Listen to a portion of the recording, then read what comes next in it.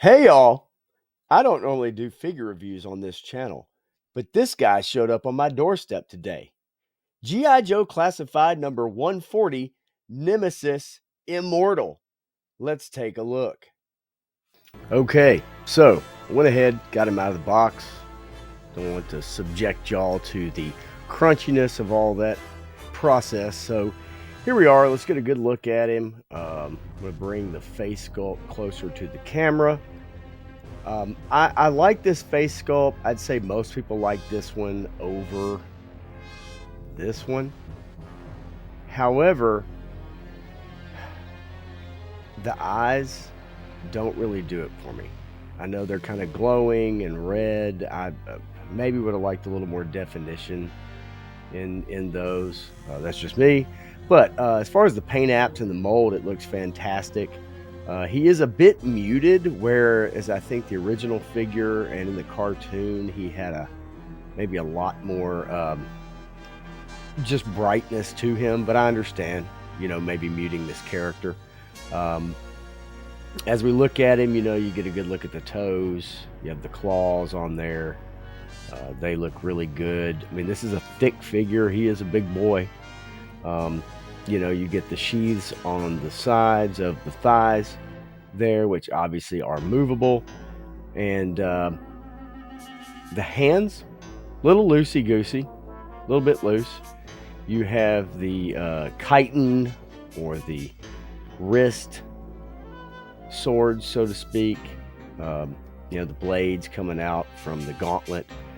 And then you have your pauldrons here, which Lenny called chitin. He liked to use that word a lot the other day during the stream.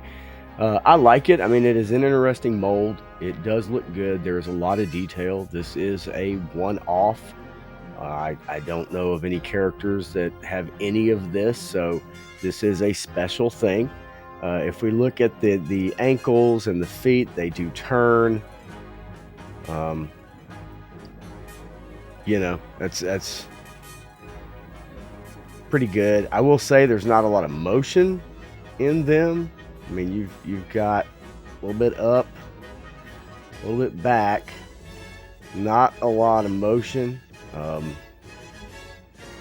knee joints, obviously, you're gonna have like so. Pretty good. I did not heat this figure up. Most of my figures are in the box, so this is a very rare occasion for me to review a figure, but he did come in the mail today, and so I thought I would check him out. Arm rotation is good. He does feel a little loose. I mean, the hips, as you can see, the drop down. I'm not crazy about, but I know a lot of people love them. As far as the torso is concerned, you can twist him enough for a normal person. I know he's not a human being, but you can twist him enough that you would need to for posing and photography. Heating him up is going to make this a lot easier, of course. So as I struggle with this, don't let that sway your decision. As far as the joints, those are tough. I mean, that definitely needs to be heated up right there. I don't want to just force this. At the neck, he has a good, decent amount of movement. Doesn't look all the way down. Left, right, up, not so much. So you'll have to kind of bend the figure up if you really want to have him posing looking up. Now, one thing I did find is that for me, getting him to stand was a bit of a challenge, and I had to really kind of work with the figure to get him to just stand on his own. I have done, this is my third review. My first two would not process. I don't know what happened, so gone through this, but as you can see, he's leaning forward a little bit there. But obviously, if you work with them, you heat your figures up and get them pliable and all that stuff, that's going to work for you. Let's look at his accessories after I kind of show you the mold on this guy. I mean, it is nice. Again, a little bit muted, not super bright, but good paint apps. And so I'm gonna kind of prop him up there. Here's the snake accessory that clips into the back, or fits into the back like a backpack. It is cool detail. Now there's wires in each one of them, you guys know that. So very posable. Now I will say, using it as a creature by itself, yes, it could go up to a Joe and like latch onto them, like so, and you could wrap it around him. That's not going to happen when this guy or this accessory is in Nemesis Immortal's back. So let me just put him in there and I'll show you what I mean. Fits in good, very solid, but if you wrap this around, as you can see, that's not going to reach a G.I. Joe. It's not going to capture a guy and bring him in.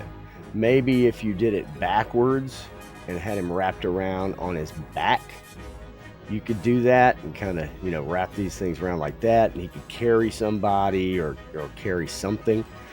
But this is not going to be latching on to a Joe from behind and pulling that person forward. So this is more for effect like this. It's almost like he's got Medusa type deal on his back, and them leaning into the Cobra Law lore from the movie. It's cool. I don't know. I mean, this is fine. It's an accessory. What it does for me, I don't know. Let's take a look at his bat wings, which I know everybody is super curious about here. So I'm going to go ahead and tell you with these that they don't rotate the way that you think they would. They do go up like so and so. They have their own pauldrons or chitin pauldrons. They do move this way. Okay, they are kind of see-through. That is neat, as you can kind of see that they are a little see-through. This one has a hole in it, but the material is very thin. I like that. You can get some great photography with that, for those of you talented in that fashion. But you're not going to be, and as you can see at the shoulder joint there, how it rotates, yes, you can move it this way so you can get some various poses. I don't think you're going to be able to get some of the ones that they talked about, where it's shielding him from a blast, right? Like, yes, it does go out, so you have a wide wingspan, huge wingspan. If you turn the wings like that, you're going to get some cool stuff. But I don't think they're going to come in and be able to kind of do this thing where you could wrap him up, so to speak, because they bend outward. They bend inward a bit, but not as much as maybe you think they would. You could somewhat, and I'll put this on his back so you guys can see. And again, this fits in very solid, very good. But depending on what his arms are doing, yes, you can do a pose like this kinda, and have the wings somewhat guarding him. I'm not going to sit here and just go crazy with it, but yes, you can kind of somewhat get that. And if you really work with it, I'm sure you could get a pose like that. But otherwise, with his arms in the way, most of your poses are going to be outer poses with the wings up, kind of in a flying motion of some kind, or just behind him. Now, they do stay on. It is heavy. It does pull his back, so to speak. This figure also is a little bit loose. He's a loosey-goosey. Okay? I mean, there's some weight on this figure, but he is loose. And again, I have not heated this figure up. by any means. This is straight out of the box. And pray I get him back in the box with the accessories. I don't know how in the heck I'm going to be able to do that. But anyway, so that's with him with the wings on. I'm going to take them off just so I can show you guys like what it looks like putting the swords in. Obviously, we have the swords. You know, super cool.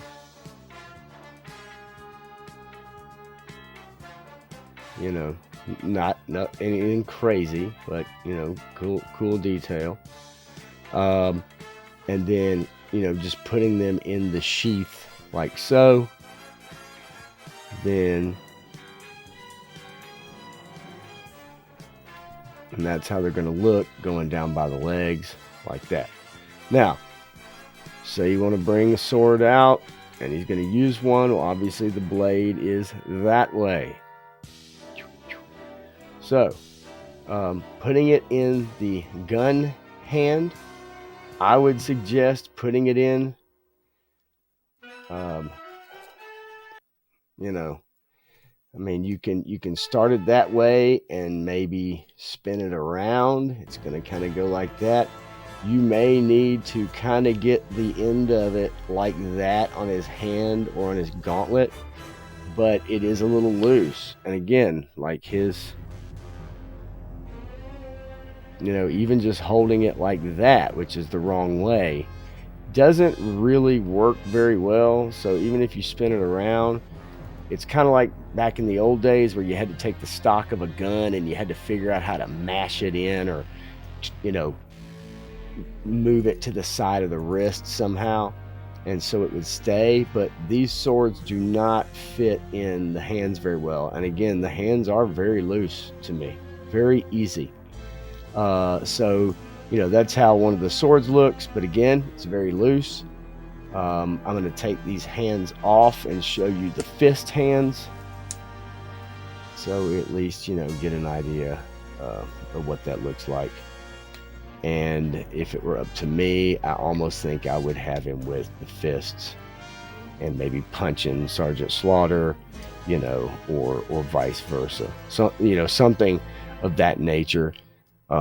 He's very loose. I will put on the other head sculpt real quick.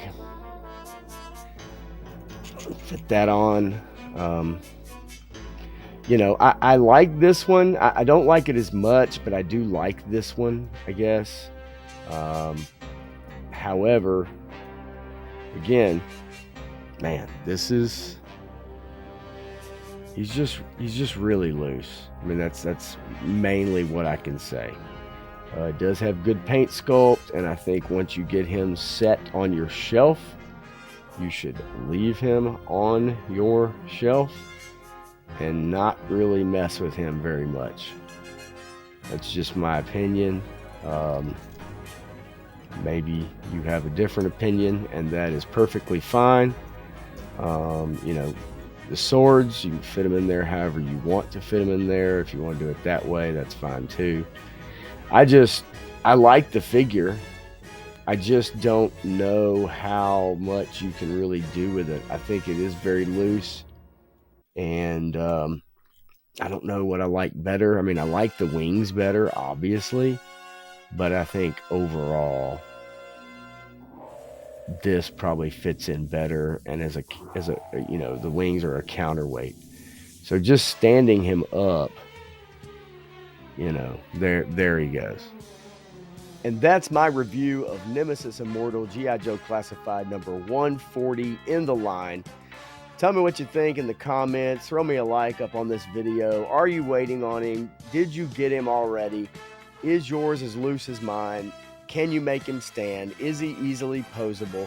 What are your thoughts? I'm curious to know. I appreciate you guys tuning in. Also, on Tuesday evenings at 10 p.m. Eastern, 9 p.m. Central, I and Matthew Madsen get together every week for the evening blend, and we talk about pop culture, movie, TV, Hollywood news, video games, toys, comics, and more. So make sure you tune into that if you're interested. Again, I'm Pop Blender. I'll see you next time. Thanks for watching.